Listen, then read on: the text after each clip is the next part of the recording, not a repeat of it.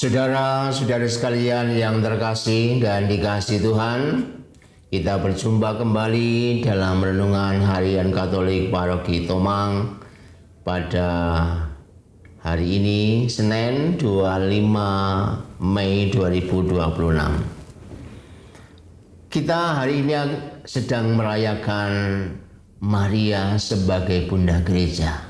Maka tema pada hari ini berfokus pada Maria sebagai Bunda Gereja.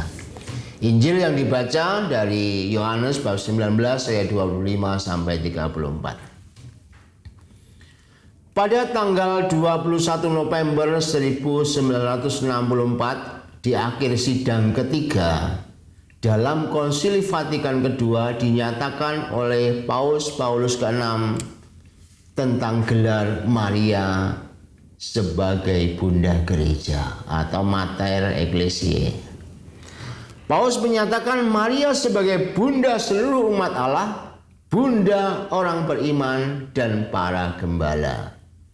Jadi berbeda dengan gelar Bunda Allah yang sudah sangat tua. Gelar Maria Bunda Gereja ini dalam arti tertentu relatif sangat baru. Ini menjadi salah satu refleksi penting dalam Konsili Vatikan yang kedua. Mari kita mencoba merenungkannya secara bertahap. Yang pertama, keibuan rohani Maria. Konsili Vatikan kedua tidak menyebut secara eksplisit Maria sebagai Bunda Gereja. Namun gagasan ini hadir secara kuat dalam dokumen-dokumen konsili. Gelar ini menyatakan kaitan erat antara Maria dengan gereja. Di satu pihak, gelar ini menangkis anggapan beberapa orang yang menempatkan Maria secara berlebihan, bahwa Maria seolah-olah ada di luar gereja. Di lain pihak, gelar ini juga jawaban atas pertanyaan beberapa orang yang meremehkan tentang peranan Maria di dalam gereja. Kitab suci dengan jelas menghadirkan kesaksian penting keibuan rohani Maria ini dikehendaki oleh Yesus sendiri ternyata.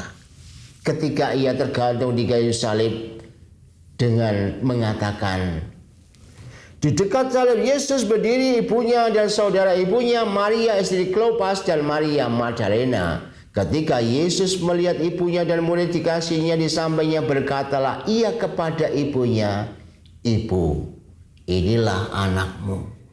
Kemudian katanya kepada muridnya, "Inilah ibumu." Dan sejak saat itu, murid itu menerima dia, yaitu Maria, di dalam rumahnya. Di saat-saat paling kritis, apa yang diberikan Yesus pada muridnya, yaitu ibunya sendiri. Ia menyerahkan ibunya kepada para murid agar menjadi ibu bagi mereka. Sebaliknya ia juga menyerahkan muridnya kepada ibunya agar menjadi anak-anak baginya. Karena itu kemudian Maria memiliki peranan baru dan sangat penting dalam komunitas para murid itu, sebagaimana nampak dalam kesaksian di Kisah Para Rasul ayat 14. Mereka semua bertekun dengan sehati dalam doa bersama-sama dengan beberapa perempuan serta Maria ibu Yesus dan dengan saudara-saudara Yesus. Maria dalam komunitas para murid setelah kebangkitan Tuhan tidak hanya hadir sebagai teladan ketaatan iman, ia juga sekarang hadir di tengah-tengah mereka sebagai ibu orang beriman. Ia hadir sebagai anggota sekaligus ibu di tengah-tengah jemaat yang berdoa ini. Karena itulah Konsili Vatikan kedua merefleksikan dengan mendalam kebenaran Maria sebagai ibu rohani gereja ini. Konsili Vatikan kedua meringkas secara padat gelar Maria Bunda Gereja dengan mengatakan di Lumen Gentium artikel 62, Dengan cintanya sebagai seorang ibu, ia menjaga saudara-saudari putranya yang kini masih merantau dan masih dirundung bahaya dan masih dirundung kecemasan sampai mereka diantar masuk ke tanah air yang membahagiakan. Oleh sebab itu, di dalam gereja, Santa Perawan Maria menyandang gelar pengacara, pembantu, penolong, dan pengantara. Akan tetapi hal ini dipahami sedemikian rupa sehingga tidak sesuatu pun dikurangi dan ditambahkan kepada martabat dan daya guna Kristus sebagai satu-satunya pengantara. Moga-moga apa yang dituliskan dalam Lumen Gentium artikel 62 ini menjadi lebih jelas tentang posisi dan peranan Maria. Sekarang mari kita lihat bagian kedua, Maria model gereja. Apa tugas dan peranan ibu dalam rumah? Ketika itu ditanyakan kepada kita. Yang pertama tentunya adalah berperan sebagai teladan atau contoh. Dan Maria secara istimewa berperan dalam tata penyelamatan. Di satu pihak, Maria ada di bawah Kristus sebagai pembantu Kristus yang menebus atau redemptor dalam karya keselamatan atau co-redemptrix. Di lain pihak, di antara kita semua umat manusia, ia berbeda. Dalam istilah Konsili Vatikan kedua, ia adalah tipos atau eksemplar atau model bagi gereja dan umat beriman. Maria sebagai model gereja ini merupakan pokok yang dibahas sejak zaman para bapak gereja. Irenaeus misalnya, berdasarkan tipologi Paulus tentang Adam dan Kristus dalam Roma bab 5 menulis demikian. Seperti Hawa dibujuk oleh kabar malaikat menjauh dari Tuhan karena mengkhianati sabdanya, begitu Maria menerima kabar malaikat mengandung Tuhan di dalam tubuhnya karena menaati sabdanya. Hawa dibujuk untuk membangkang Tuhan, tetapi Maria tunduk taat kepada Tuhan. Dan dengan demikian, perawan Maria menjadi penolong bagi perawan Hawa. Ada dua pengertian mengapa Maria disebut model. Pertama, karena Maria adalah pribadi yang telah memperoleh kesempurnaan. Jika dikatakan bahwa Maria adalah juga anggota gereja, maka Maria adalah anggota gereja yang paling unggul. Yang kedua, Maria merealisasikan gereja. Artinya, sebagai kristalisasi gereja yang sekarang menempuh perjalanan sejarah menuju tanah air terjanji atau abadi. Itulah Maria. Karena dikandung tanpa noda dosa, maka menjadi bunda Allah dan tetap perawan, serta diangkat ke surga dengan jiwa raga. Maria menjadi gambaran sempurna dari gereja. Karena itu gereja selalu dan sedang untuk menjadi seperti Maria. Maka dalam refleksi doa Rosario sebenarnya kita ini diajak untuk merenungkan peristiwa-peristiwa itu. Supaya apa? Supaya kita menjadi semakin taat sebagaimana yang Maria lakukan. Peristiwa-peristiwa dalam Rosario itu menghantarkan kita pada permenungan untuk menjadi seperti Maria yang adalah gereja dan juga dia membuat gereja ini tetap sungguh tertolong. Oleh karena itu pada bagian yang ketiga, mari kita melihat Maria sebagai penolong gereja.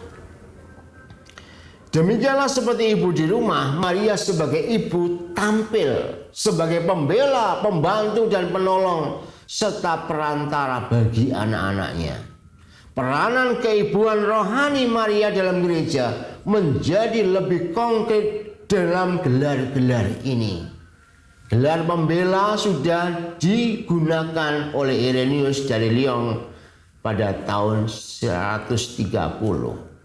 Sementara gelar pembantu atau auxiliatrix dan penolong atau audiatrix kerap kali dipakai di kalangan gereja timur. Sedangkan pengantara atau mediatrix merupakan gelar yang relatif baru. Gelar-gelar ini pertama-tama bukanlah penemuan gereja secara institusi, melainkan melukiskan peranan Maria yang dialami dan diakui oleh umat Allah. Jadi gelar-gelar ini menyatakan hubungan yang erat antara Maria, ibu gereja, dengan umat Allah, anak-anaknya. Maka secara pribadi kita juga bisa mempunyai pengalaman iman dan menggelari Maria seturut pengalaman pribadi kita. Konsili Vatikan kedua menulis demikian.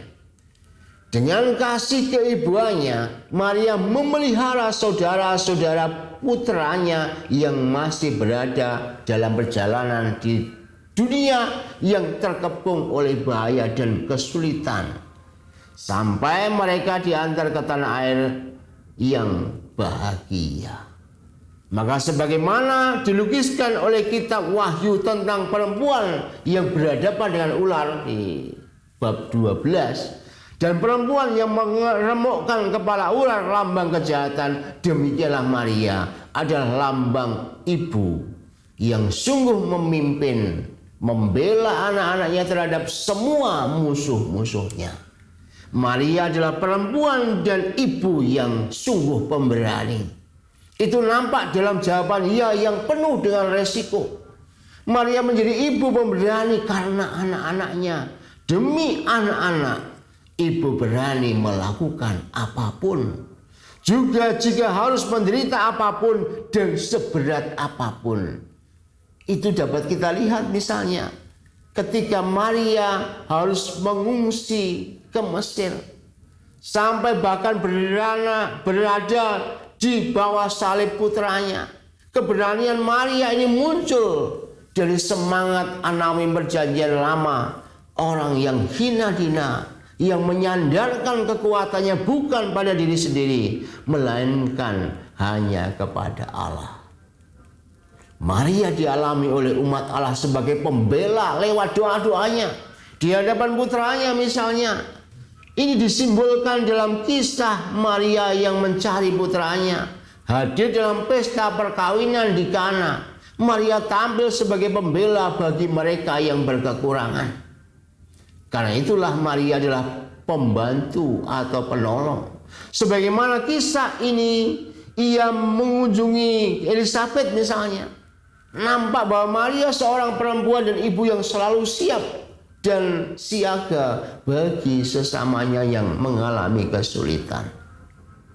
Karena itulah dalam abad-abad terakhir ini semakin disadari bahwa Maria juga hadir sebagai pengantar rahmat dan keselamatan bagi umat Allah, yaitu anak-anaknya sendiri secara rohani.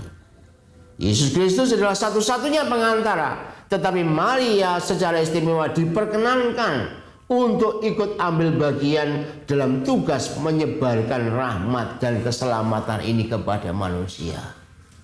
Demikianlah Maria sebagai bunda gereja adalah bunda kita semua. Hari ini kita merayakan Maria sebagai bunda gereja karena kita sadar bahwa ia adalah manusia yang sudah mengalami kesempurnaan karena Tuhan. Maka ia pula yang akan membantu kita setiap anaknya, umat beriman ini, untuk dapat menjadi murid Kristus yang setia. Untuk itu mari kita belajar dari dia, mengharapkan dia sekaligus meminta bantuannya agar kita dapat hidup seturut rencana ilahi. Tuhan memberkati.